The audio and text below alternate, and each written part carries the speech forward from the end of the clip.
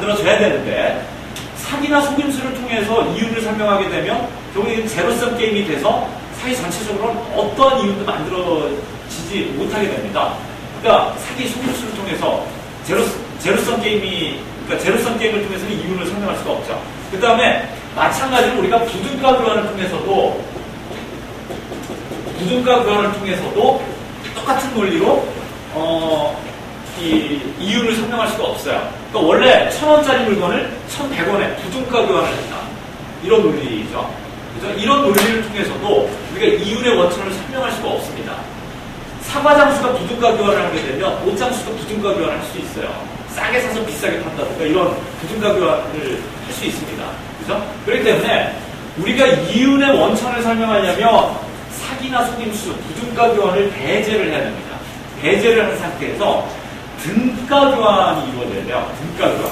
그러니까 등가 교환, 사기나 속임수도 없고 등가 교환이 이루어지는, 그러니까 1,000원짜리를 정직하게 1,000원에 파는 겁니다. 500원짜리를 정직하게 500원에 파는 거예요. 어떠한 사기나 속임수도 없고요. 그 다음에 부등가 교환이 없는 등가 교환 하에서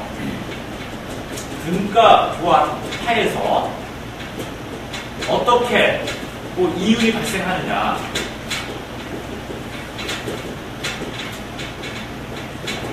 그러니까 이거를 이제 우리가 설명을 해야 된다는 거예요.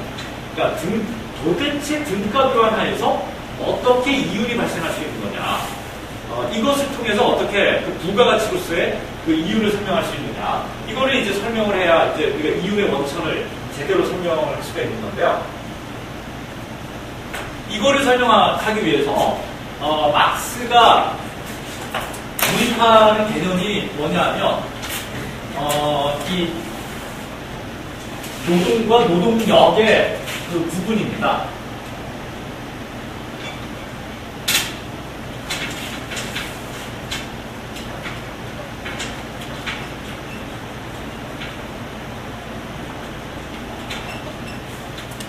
그러니까 막스가 이렇게 설명을 하는 거죠. 어떤 자본가가 처음에 화폐를 갖고 있었는데 이 화폐를 통해서 어떤 상품을 지금 구매를 했다는 거예요. 근데 이 상품 자체가 가치가 증식이 되더라라는 거죠. 상품 자체가 가치가 증식이 돼요.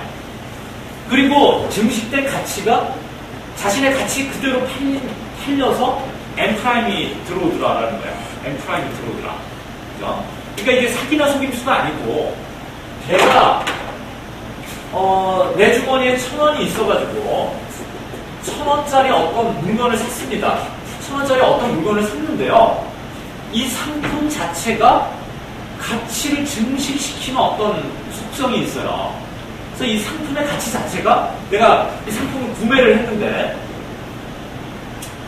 구매한 이 상품이 묘하게도 스스로 가치를 증식시킬 수 있더라. 그래서 이게 스스로가 1,100원이 됩니다. 그래서 1,100원이 돼서 이거를 가치 그대로 1,100원에 팔아가지고 내가 결국은 플러스 100원에 지금 이윤을 얻더라라는 거죠. 그러니까 이런 등가 교환을 통해서 우리가 이 이윤의 원천을 설명을 해야 된다라는 겁니다. 그러면 도대체 자본가가 어떤 상품을 구매를 해야, 그죠? 어떤 상품의 가치를, 그러니까 어떤 상품을 구매를 해야 자신의 가치보다 더 큰 가치로 증식시킬 수 있는 어떤 그 상품이 뭐냐라는 거야. 그 상품이 뭐냐 도대체. 그 1,000원에 산 건데 이게 내가 일정 정도 갖고 있든가 그 상품에 대해서 뭔가를 했더니 이게 1,100원의 가치로 그 상품의 가치가 실제로 늘어나더라는 거죠. 이런 상품이 도대체 뭐냐라는 겁니다. 뭐냐. 그게 바로 노동력 상품이야.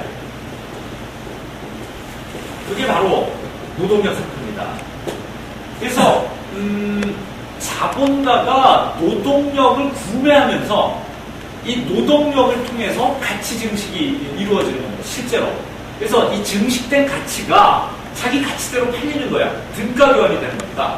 그러니까 구매하는 과정에서도 등가 교환이고요. 그 다음에 판매가 되는 과정에서도 등가 교환이에요. 사기나 속임수가 전혀 없습니다. 그죠? 1,100원짜리를 그냥 1,100원에 팔아서 100원의 이윤을 얻는 거예요. 그러면은 도대체 이 상품이 뭐냐를 우리가 설명을 해야 되는데 이 신비한 상품이 바로 노동력 상품이다라는 거죠. 그러니까 자본가가 노동력을 구매함으로써 가치 증식이 가능해지게 된다라고 이제 막스가 설명을 합니다. 그러면 이제 우리가 노동력 상품을 설명을 해야 되는데요. 우리가 노동력 상품을 설명하기 이전에 우리가 뭘 구분을 해야 되느냐면 이 노동력이라고 하는 것하고 노동력과 그 다음에 노동을 우리가 구분을 해야 됩니다. 노동력과 노동을 구분을 해야 되는데요. 이게 영어로 다릅니다. 노동력은 영어로 레이버 파워고요. 파워고 그 다음에 노동은 말 그대로 그냥 레이버입니다. 그럼 노동력과 노동의 차이는 뭐냐면 노동력은 말 그대로 노동할 수 있는 능력이에요.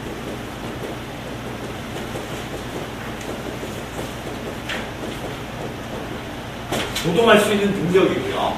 그 다음에 이 노동이라는 개념은 뭐냐면 노동의 실제적, 그러니까 노동력이죠.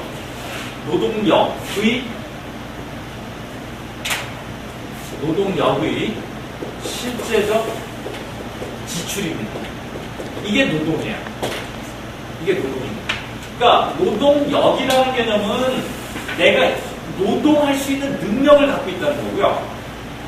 이 노동, 내가 갖고 있는 노동력으로부터 실제로 얼마만큼의 일정 양만큼의 노동이 지출이 되면, 노동력이 지출이 되면 그게 노동이 되는 겁니다. 그게 노동이 되는 거다. 그래서 막스는 이 노동력이라는 개념하고 노동의 개념을 구분을 합니다. 노동력과 노동 개념을 구분을 하는데, 그러면서 이제 막스가 이제 이런 구분을 통해서 질문했던 게 뭐냐면, 노동자들이 자본가로부터 받는 임금이라는 게, 임금은 노동력에 대한 대가냐, 임금이라고 하는 게 노동력에 대한 대가냐, 아니면 노동에 대한 대가냐, 라는 질문을 하죠, 막스가. 그죠? 그러니까 이 얘기는 결국은 자본가가 노동자로부터 임금을 지불하고, 그러니까 자본가가 임금을 지불하고 노동자로부터 구매하는 겁니다. 자본가가 자신의 자본을 지출해서 노동자로부터 구매하는 게 그게 노동력을 구매하는 거냐, 아니면 노동을 구매하는 거냐, 라는 질문을 해요. 네, 뭐를 구매하는 거? 뭐를 구매하는 거죠? 노동력. 예, 노동력을 구매하는 겁니다. 즉, 여러 선생님들의 그 노동할 수 있는 능력 그 자체를 구매하는 거예요. 임금을 지불하고서, 우리 자본가가. 그리고, 자본가가 임금을 지불하고 노동자의 노동력을 구매하는 순간,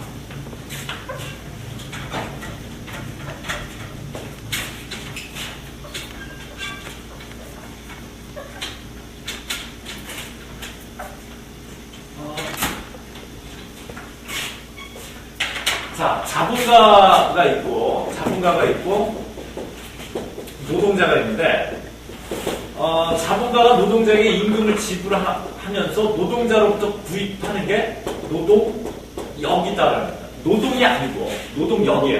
그러니까 노동할 수 있는 능력 그 자체를 구매하는 겁니다. 자본가가 구매하는 게. 그리고 자본가가 임금을 일단 지불하고 노동자로부터 그 노동자의 노동력, 즉 노동할 수 있는 능력을 구매하는 그 순간부터 노동자의 이 노동력에 대한 사용권이 누구에게 귀속이 되죠? 자본가에게 노동력의 사용권이 귀속이 됩니다. 사적 소유 사회이기 때문에요. 그죠? 그러니까 노동자가 임금을 받는 그 순간부터 자신의 노동력을 어떻게 사용할지는 노동자가 결정을 못해요. 그죠? 오직 그 노동자의 노동력을 어떻게, 얼마만큼 지출하도록 할 거냐, 즉, 몇 시간 노동하게끔 할 거냐라고 하는 건 오직 자본가가 결정할 수 있습니다. 자본가가 결정할 수 있어요. 그죠? 그러니까, 예컨대, 그, 자본가와 고용계약서를 쓰고 한 달에 일정한 액수의 월급을 받고 어떤 공장에서 일을 하기로 딱 계약이 맺어집니다. 맺어지는 순간 노동자는 어때요? 자본가가 요구하는 시간까지 공장에 출근을 해야 됩니다. 그죠? 그리고 최소 자본가가 요구하는 시간까지 일을 해야 돼요. 내가 예컨대 한 아침 10시쯤 나가가지고 점심 먹기 전 한 12시까지만 내가 일하고 그냥 들어오겠다. 노동자가 그렇게 10시에 출근해가지고 12시면 내가 퇴근하겠다. 마음먹는다고 해서 퇴근할 수 있는 게 아니죠. 그죠? 못합니다. 자본가가 허락하지 않는 이상 공장을 벗어날 수가 없어요. 그죠? 그러니까 노동력을 구입을 해가지고 이 구입한 노동력으로부터 5시간의 노동력을 지출하도록 할 거냐, 아니면 8시간을 노동하도록 할 거냐, 아니면 12시간의 노동력을 지출하도록 할 거냐라고 하는 것은 오직 전적으로 자본가가 결정을 한다라고 합니다. 자본가가 결정을 한다. 그죠? 그래서 막스는 이 임금이라고 하는 게 노동자가 실제로 수행하는 노동에 대한 대가가 아니다라고 봅니다. 즉 100만 원의 임금을 한 달에 100만 원의 임금을 받는다라고 해서 이게 5시간 노동에 대한 대가가 아니다라는 거예요. 그 다음에 뭐 12시간 노동에 대한 대가가 아니다라는 거죠. 그죠? 이 100만 원이라고 하는 이 임금은 말 그대로 노동력에 대한 지불이고, 그리고 노동자로부터 노동력을 일단 구매한 그 순간서부터 그 자신이 구매한 그 노동력으로부터 몇 시간의 노동력을 지출하도록 할 거냐라고 하는 건 전적으로 자본가가 결정한다라는 겁니다. 자본가가 결정을 하게 된다. 이러면서 이 가치가 이제 증식이 되는 건데요. 가치가 증식이 되는 건데, 그 가치가 증식이 되는 과정은 제가 훨씬 더 좀 쉬운 예를 제가 하나 들어서 제가 설명을 한번 드리겠습니다. 그러니까 제 강의안이 이게 지금 생산 과정이 들어가 있기 때문에 좀 설명이 굉장히 길어질 것 같고요. 제가 늘 자주 들은 예가 하나가 있는데요.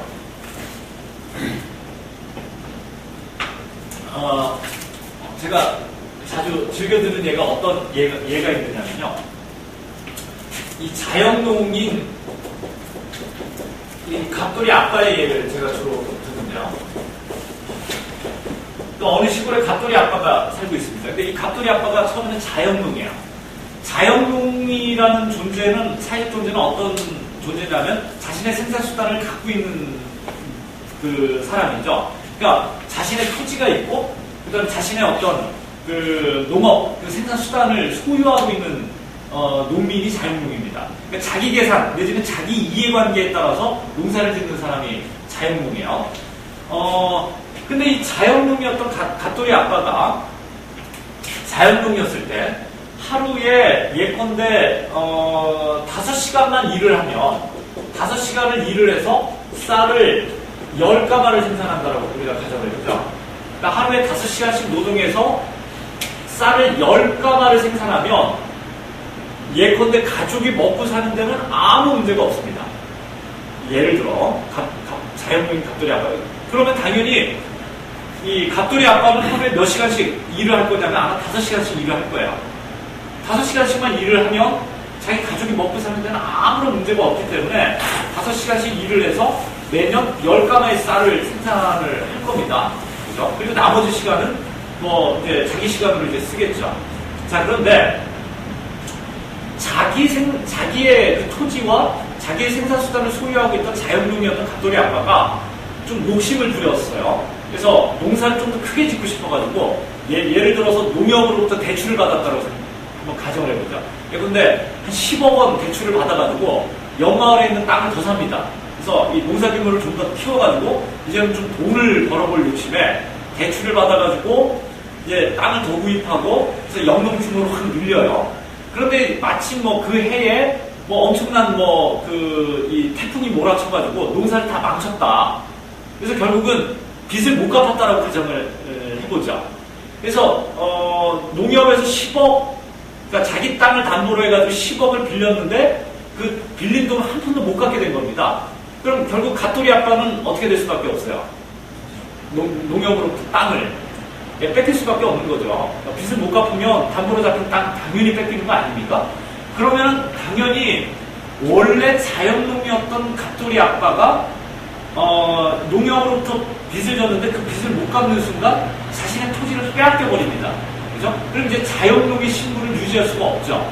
그죠? 그러면은 이 갓돌이 아빠가 가족을 데리고서 먹고 살 수 있는 방법은 뭐냐면 이제 도회지로 나가서 예컨대 이제 도회지에서 먹고 사는 방법 외에는 없어요. 그런데 갑돌이 아빠가 빼앗긴 그 땅을 그 서울에 살고 있는 어떤 복부인이 샀다라고 우리가 가정을 해보자.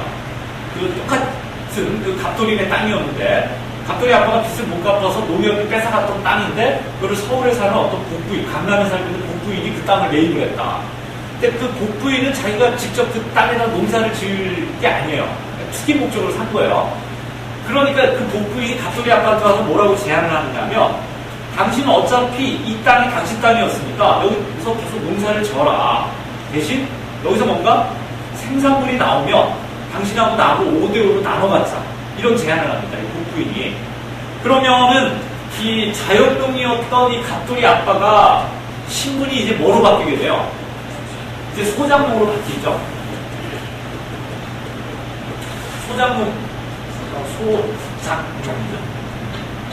소장농으로 바뀝니다. 자연농과 소장농의 신분의 차이는 엄청나게 큰 건데요. 자연농은 자기 토지를 갖고 있는 사람이고 소장농은 자기 토지가 없는 사람이야. 근데 이 갑돌이 아빠가 이제는 소장농으로 자신의 그 사회적 신분이 바뀐 건데요. 늘 자신이 농사짓던 버릇이 있어가지고 이 사람이 똑같이 5시간만 일을 하고 똑같이 자기 가족이 먹고 쌀 10가마만 딱 생산을 했습니다. 소장농이 됐는데도. 그리고 이제 1년이 지났어요. 그리고 이제 복부인이 올 거 아닙니까? 그래서 이제 복부인이 와가지고 자, 당신하고 나하고 약속한 대로 자, 생산물로 5대5로 나눠 갖자. 보니까 이제 갑돌이 아빠가 정신이 퍼뜩 드는 거죠. 그죠? 무슨 얘기냐? 근데 이 쌀 10가마가 내가 생산했는데 여기서 반을 떼서 당신을 줘버리면 우리가 좀 뭐 먹고 살라는 얘기냐? 그죠? 이 갑돌이 아빠가 이제 정신이 퍼뜩 들 겁니다. 그죠? 그럼 이제 또 서울 복부인은 어때요? 막 화가 나겠죠? 내가 무슨 자선사업 하려고 당신한테 이 땅 빌려줬는지 아니냐? 우리 약속을 했는데 왜 당신 가족이 먹고 살 것만 딱 만들어내면 뭐 그러면은 나는 뭐 자선사업 하는 꼴밖에 더 되느냐? 내년에도 이런 일이 있으면 토지를 뺏겠다. 그죠? 당신이 여기서 더 이상 농사 못 짓는다. 이렇게 이제 협박을 하고 갑니다. 그러면 당연히 갑돌이 아빠가 어떻습니까? 그 다음에는 이제 5시간만 일을 해서는 안 되죠. 그죠?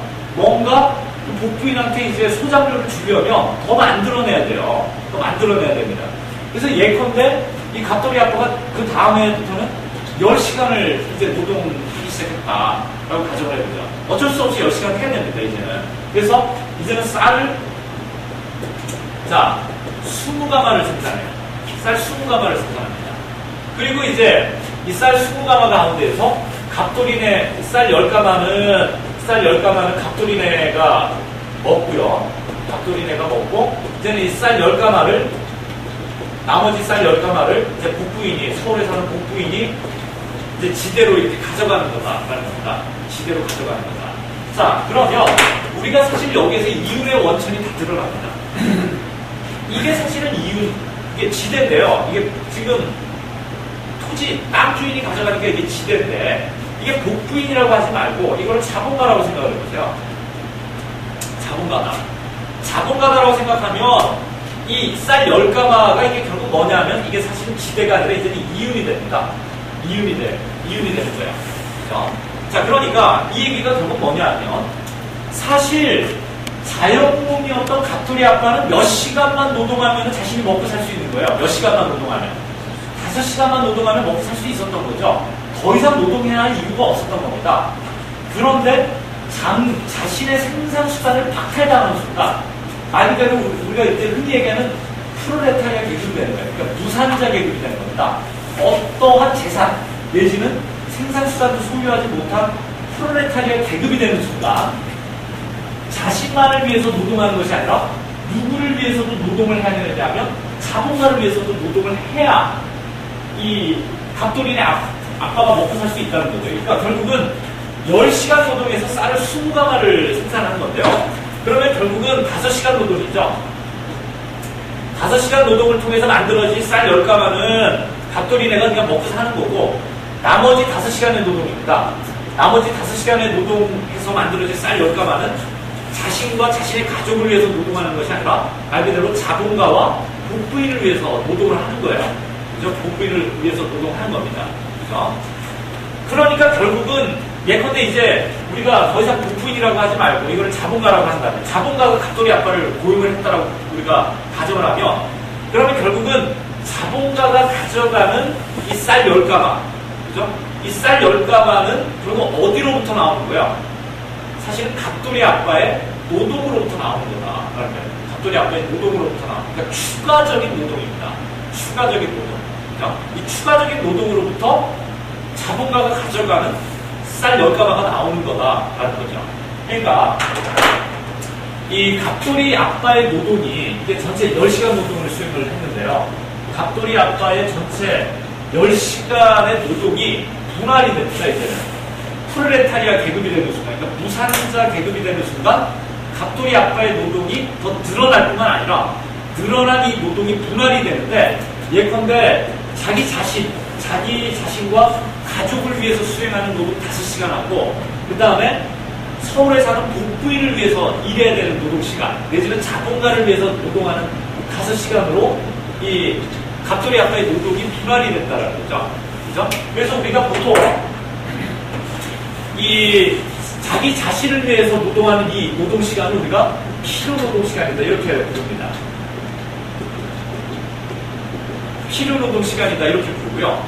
그 다음에 이 서울에 사는 복부인에게 뭔가 쌀 10가마를 더 지불하기 위해서 지대로서 지불하기 위해서 추가적으로 더 노동해야 되는 이 노동시간을 사실은 갑돌이 아빠 입장에서는 더 이상 노동해야 될 이유가 없는 거예요. 더 노동해야 할 이유가 없는데 단지 아무것도 땅도 갖고 있지 못하고 어떤 생산수단도 갖고 있지 못하다는 이유만으로 5시간을 더 일을 해야 되는 겁니다. 그 복부인을 위해서 또는 자본가를 위해서.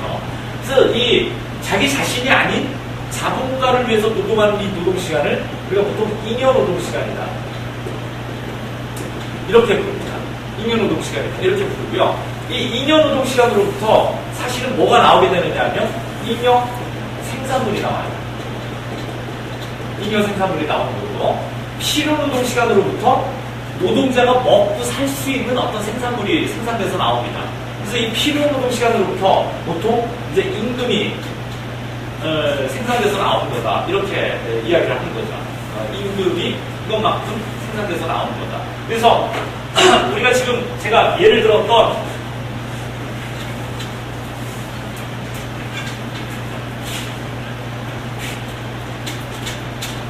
이 갑돌이 아빠의 예를 보자면 갑돌이 아빠가 이제는 10시간을 노동을 하게 되는데 필요노동시간은 필요노동시간 5시간을 통해서 사실은 쌀 10가마가 생산이 된 거죠. 근데 이 쌀 10가마가 쌀 한 가마가 100원이다. 그러면 이게 쌀 10가마를 팔면 이게 1000원이 될 겁니다. 그러니까 1000원을 자신의 임금으로 가져가는 거예요. 먹고 살기 위해서. 노동자가 일단 먹고 살아야 되니까 5시간 노동해가지고 생산된 쌀 10가마를 1000원에 팔아가지고 노동자가 임금으로 가져가는 겁니다. 그리고 나머지 5시간은 순수하게 자기 자신을 위해서가 아니라 자본가를 위해서 노동하는 거야. 그래서 잉여노동시간을 통해서 잉여 생산물 쌀 10가마를 만들어내죠. 그래서 이 쌀 10가마가 똑같이 1000원에 판매가 되면 이 잉여 생산물이 판매된 이 1000원이 결국은 자본가가 가져가는 이게 결국은 이윤이 되는 거다. 라는 겁니다. 이윤이 되는 거다. 이윤이 되는 거다. 그러니까 결국은 막스에 따르자면 이런 겁니다. 뭡니까? 임금이라고 하는 것은 이게 노동력에 대한 대가로 지불이 되는 거고, 그러면 이 노동력에 대한 대가로 얼마만큼을 지불해야 되는 거냐면, 이제 막스가 얘기하기에는 이거를 이제 보통 노동력 재생산비다. 그러니까 노동자가 자신의 노동력을 재생산할 수 있을 만큼의 임금만 지불하면 충분하다 이렇게 얘기를 합니다. 그러니까 예컨대 갑돌이네 같은 경우에는 갑돌이네가 먹고 살기 위한 1000원이죠. 쌀 10가마만 있으면은 갑돌이네가 먹고 살 수 있으니까 쌀 10가마를 임금으로 지불을 하는 거예요. 그죠? 그러니까 생산물로는 쌀 10가마고 화폐로는 1000원입니다. 1000원을 임금으로 지불하는 거죠. 그러면 이게 결국은 노동력 재생산비로서의 임금이야. 그죠? 그리고 이게 이제 노동력의 가치입니다. 이게 갑돌이 아빠의 노동력 가치예요. 갑돌이 아빠의 노동력이 갖고 있는 가치가 바로 임금이 됩니다. 그죠? 그래서 임금을, 그러니까 갑돌이 아빠의 노동력을 1,000원을 지불하고 구매를 하는 거죠, 자본가가. 노동력 가치 그대로를 1,000원을 주고 구매를 하는 겁니다.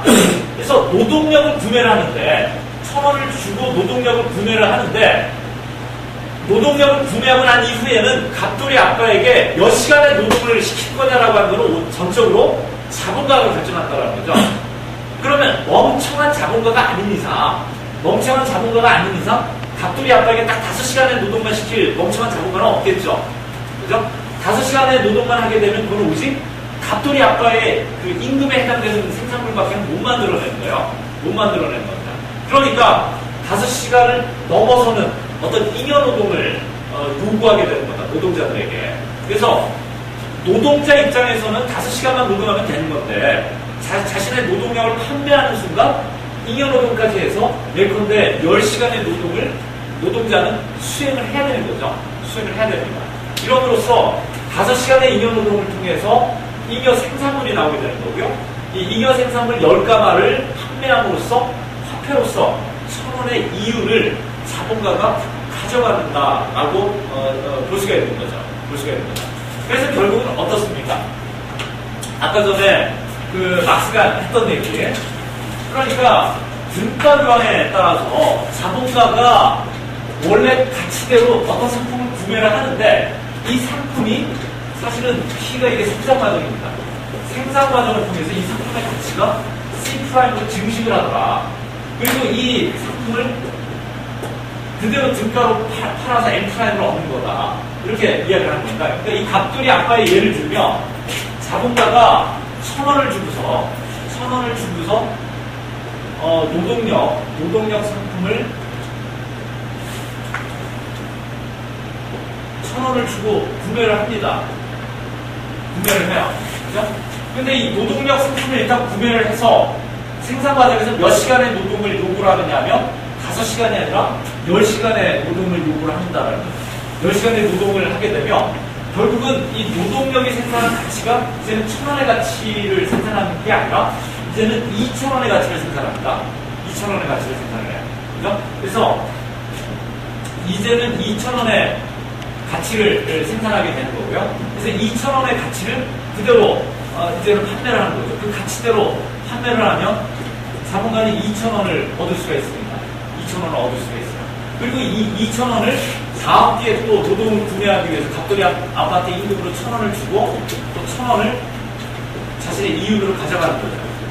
1,000원을 이윤으로 가져가는 거다라는 겁니다.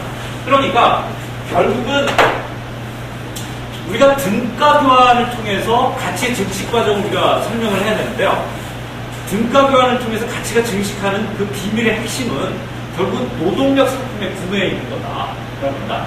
노동력 상품을 그 노동력 가치대로 구매를 해서 그 가치 이상의 노동을 지출하게끔 하는 겁니다. 자본가가. 즉, 잉여노동을 시키는 거죠. 잉여노동을 시킴으로써 잉여 생산물을 얻게 되는 거고, 이 잉여 생산물의 판매를 통해서 자본가는 이윤을 얻는 거다라고 이야기할 수 있습니다. 그러면 결국은 자본가가 가져가는 이 이윤 내지는 잉여노동은 결국 어떻습니까? 그 대가가 지불된 노동이에요. 그 대가가 지불되지 않는 노동이에요. 지불되지 않은 노동이죠. 그래서 이 잉여노동을 보통 부불노동이다 이렇게 얘기합니다. 부불노동. 그 어떠한 대가도 지불되지 않은 노동이다. 부불노동이기 때문에 결국은 이 잉여노동은 착취가 되는 거죠. 착취가 되는 거다. 그래서 이 착취라는 현상이요, 이게 나쁜 말이 아니에요. 어떤 부정적인 개념을 보여주기 위해서 쓰는 개념, 이 말 그대로 착취입니다. 예, 말 그대로 객관적으로 나타나는 현상이에요. 그죠? 노동자가 내가 1,000원을 받았기 때문에, 내 임금으로 1,000원을 받았기 때문에, 내가 딱 5시간 일해가지고 내가 1,000원만 내가 만들어내겠다. 그래서 나는 1,000원을 임금으로 받았기 때문에, 나는 딱 1,000원어치 생산물만 만들고 나 퇴근을 해버리겠다.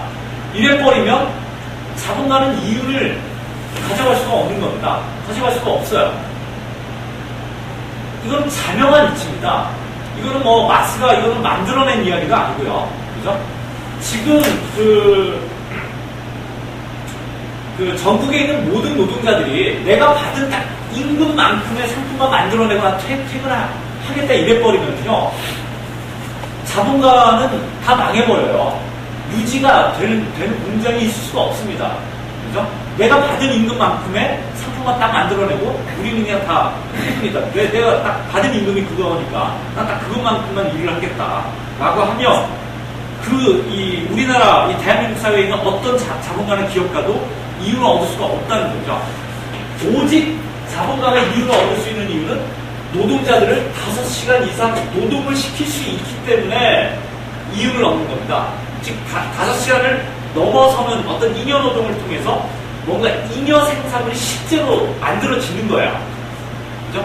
잉여 생산물이 뭔가 실제로 만들어지고 따라서 그러니까 잉여 노동이 나오는 거고 잉여 노동을 통해서 잉여 생산물이 나오는 거고 이 잉여 생산물을 통해서 이게 판매가 되면 뭐가 부가가치가 만들어지는 거예요. 부가가치가 만들어지는 거고 이 부가가치가 결국은 이윤이 되는 겁니다. 그러니까 사회적으로 실제로 생산된 가치예요. 생산된 가치입니다. 그리고 생산된 생산물이고요. 이 잉여 생산물, 이윤의 원천이 되는 잉여 생산물이라는 게 그래서 결국은 자본가가 가져가는 이윤이라고 하는 것은 노동력 가치로서 지불되는 임금을 넘어서는 즉 필요노동 시간입니다. 필요노동 시간을 넘어서는 잉여 노동을 통해서 결국은 이 자본가의 어떤 이윤이라고 하는 것들이 발생하게 된다 이렇게 이야기할 수 있을 것 같습니다. 이런 의미에서 막스는 잉여 노동이나 아니면은 그 이윤을 결국은 지불되지 않은 노동으로부터 발생하는 것이기 때문에 이거를 우리가 착취라고 볼 수 있다라고 이제 이야기를 하게 되는 거죠. 지금 시간이 10시가 넘어서요. 네, 제가 더 이상 이제 강의를 더 진행하기는 어려울 것 같습니다. 여기까지만 제가 강의를 진행을 하고요. 선생님 어떻게 지금 질의응답 시간이 지금 거의 없어요? 아니, 질문 있으면 얘기해. 예. 혹시 뭐 여기까지 해서 뭐 궁금하시거나 아니면 어떤 문제를 제기하실 게 좀 있으신가요? 제가 질문을 하나. 예. 아까 우리가 가치가 절대 가치에서 이제 거품이 있잖아요. 절대 가치라는 게 있잖아요. 예. 있는데, 임금이 지금 노동력 재생산비라는 거죠. 예. 근데 노동력은 시장에서 판매를 한단 말이죠. 예. 시장 가격에 의해서 정해진다고 해 보통 얘기하는 예. 그러면 노동력 재생산비를 넘어서거나 아래일 수 있다는 거 아닙니까? 그러면 임금의 절대 가치. 임금 자체가. 네, 임금은 그래서 임금의 절대 가치는 노동력 재생산비지 않습니까? 예. 그죠? 예. 근데 걔들이 얘기하는 것은 시장에서 분양하는 시장에서 수요 공급에 의해서 또 그렇게 임금이 정해진다 이렇게 얘기하는 거 아닙니까? 예. 그게 맞는 거죠. 예.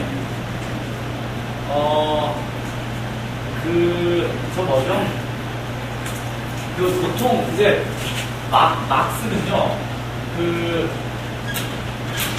막스도 그 시장 가격이라는 걸 인정을 합니다. 그러니까,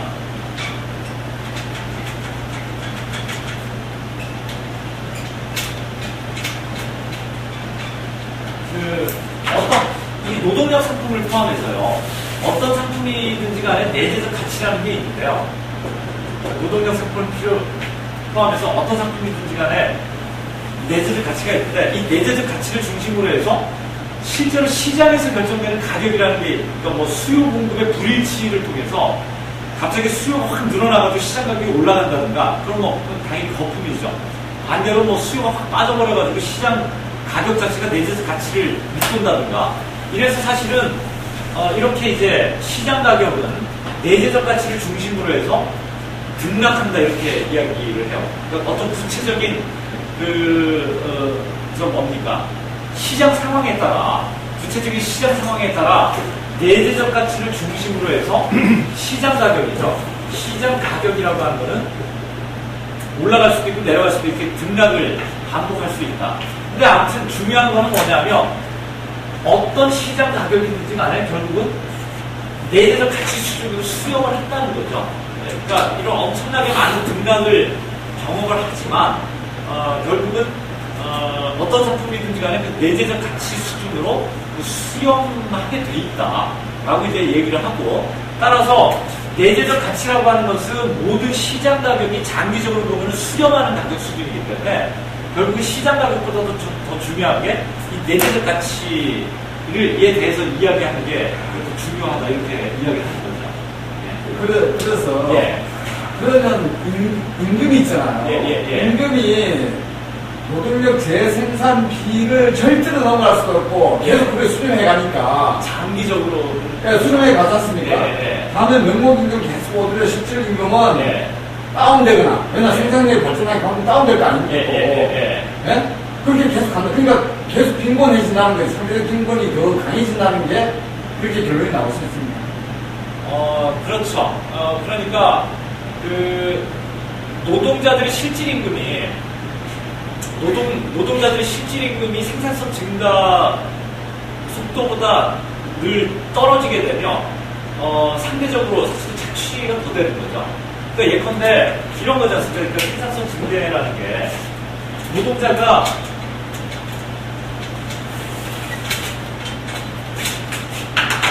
노동자가 10시간 노동을 했는데, 그래서 옛날에는 5시간씩 이렇게 지금 나눠 가졌다는 거죠. 근데 옛날에는 이게 이제 노동시간이고, 이게 이제 쌀이다. 쌀이 이제 20가마가 만들어진 겁니다. 쌀이 20가마가 만들어져가지고 10시간 노동 통해서 20가마가 만들어져서 10가마 가져가는 거지 않습니까? 처음에. 근데 이제 생산성이 증가를 하면 똑같이 10시간 노동해가지고 생산성 2배로 증가를 하면 이제 쌀이 20가마가 아니라 40가마가 생산이 될 수 있어요. 쌀이 40가마가 생산이 됩니다. 근데 40가마를 생산을 했는데 노동자들한테는 똑같이 10가마만 줘요. 똑같이 10가마 주고 생산성 증가된 모든 생산물, 그러니까 생산성 증가 효과로 인해서 늘어난 모든 잉여 생산물을 자본가가 다 가져간다고 생각을 해보세요. 그럼 노동의 분할이 똑같이 10시간 노동을 하지만 이 경우에는 노동의 분할이 어떻게 나타나겠습니까? 이 경우에는 노동시간의 분할이 똑같이 지금 10시간 노동하는 거죠. 노동시간에는 변화가 없어요. 근데 생산성만 높아져가지고 20가마 만들어지던 쌀이 이제 40가마가 만들어집니다. 그럼 노동시간의 분할이 이제 어떻게 이루어지겠습니까? 5대5로 분할이 이루어지는 게 아니라, 옛날에는 20가마 만들어서 10가마 가져갈 때는 노동시간이 5대5로 이렇게 분할이 되지 않습니까? 근데 이제는 10시간 노동이 몇 대 몇으로 분할이 돼야 돼요? 1대 3으로 분할이 되는 거죠. 1대 3으로 분할이 되면 어떻습니까? 노동자가 2.5시간만큼의 피로 노동을 하는 거나 마찬가지고요. 나머지 7.5시간을 자본가가 잉여가치로 가져가는 거나 마찬가지입니다. 그러니까 생산성 증가분 전체를 자본가가 다 가져가게 되면 그것만큼 이 노동자들이 가져가는 어떤 노동 시간에서 자기 자신을 위해서 노동하는 시간은 줄어드는 거죠. 줄어드는 거고, 그 다음에 자본가가 이 노동자의 노동 시간으로부터 가져가는 노동 시간의 크기는 더 늘어나는 거다. 이러면 이제 착취율이 높아지는 거죠. 그래서 이제 이런 경우가 계속 지속이 되면 노동자들이 당연히 저항을 합니다. 보니까 내가 비록 옛날이나 지금이나 똑같이 10가마씩 먹기는 하는데, 그 다음에 노동시간도 변화하는 게 없어요. 똑같이 10시간을 노동을 해요.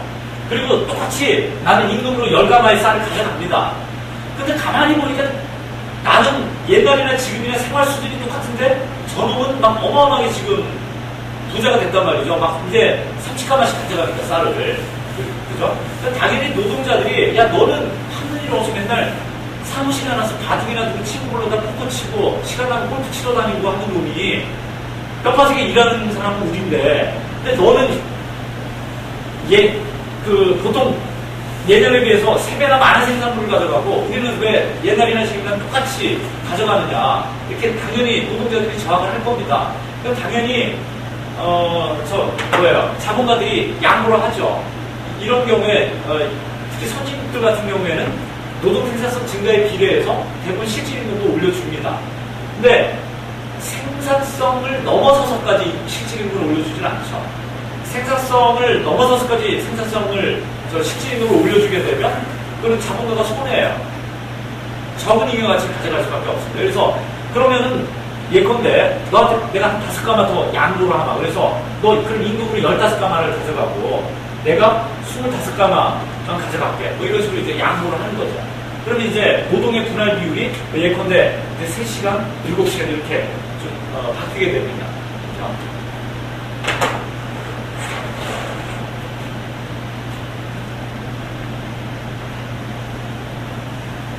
그 자본론에 보면 예.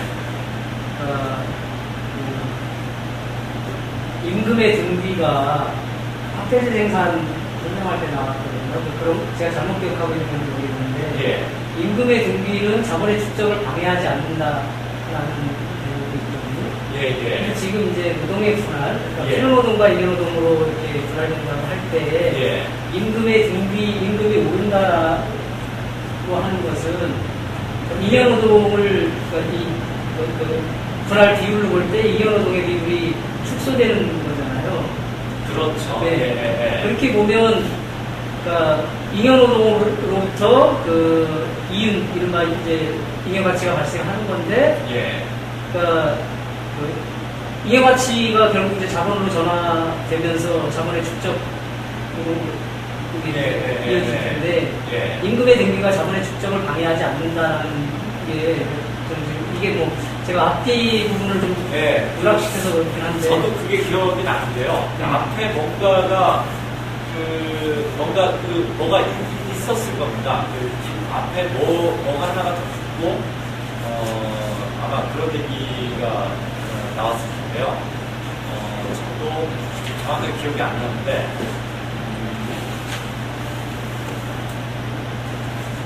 아마도 제 기억에 그게 이제 단순 재생산 과정하고 확대 재생산 과정을 조금 이제 다른 차원에서 설명하는 대목이었던 걸로 기억을 하거든요. 예.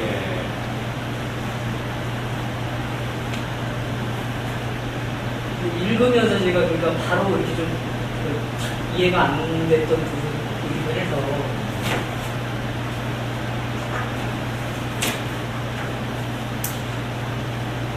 제가 그 부분은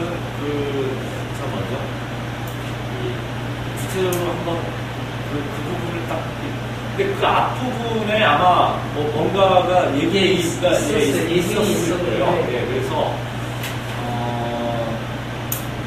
그 부분이 아마 그러니까 임금과 잉여가치 그러니까 임금과 잉여가치 생산 그 자체를 설명하기보다는 좀 포커스가 조금 다른 데 맞춰져 있는 것으로 였던 것 같아요. 제 기억에. 그런 거 아닙니까? 특정 조건과 특정 사회, 특정 시점에서 경기에 있어서 우리가 지금 사치율, 가치를 좀 줄이거나 아까 설명하신 대로 수렴하는 거, 평균적으로 평균 수렴하는 거, 좀 이제 사회 일반 평균적인 평균적인 비율로 이렇게 계산되는 이걸로 수렴하니까 이제 우리가 가치를 축소시키지 않나. 아마 그런 의미일 수도 있고요. 그래서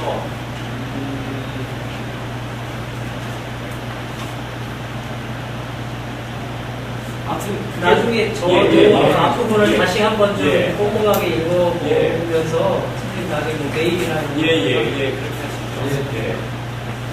됐죠.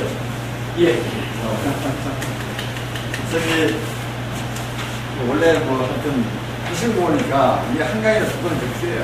그리고 아까 이문율 저의 중요한 그거 안 했지 않습니까? 안 한 게 이렇게 있어요.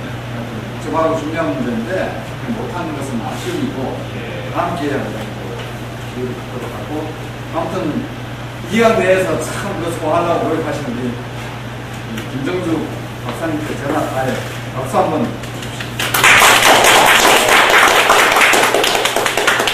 자, 이래서 장장 5강. 아, 되게 기네요. 이제 장장 5강에 정치형으로 마칩니다. 마치고 끝났으면 수료증을 주겠습니다. 수료증을.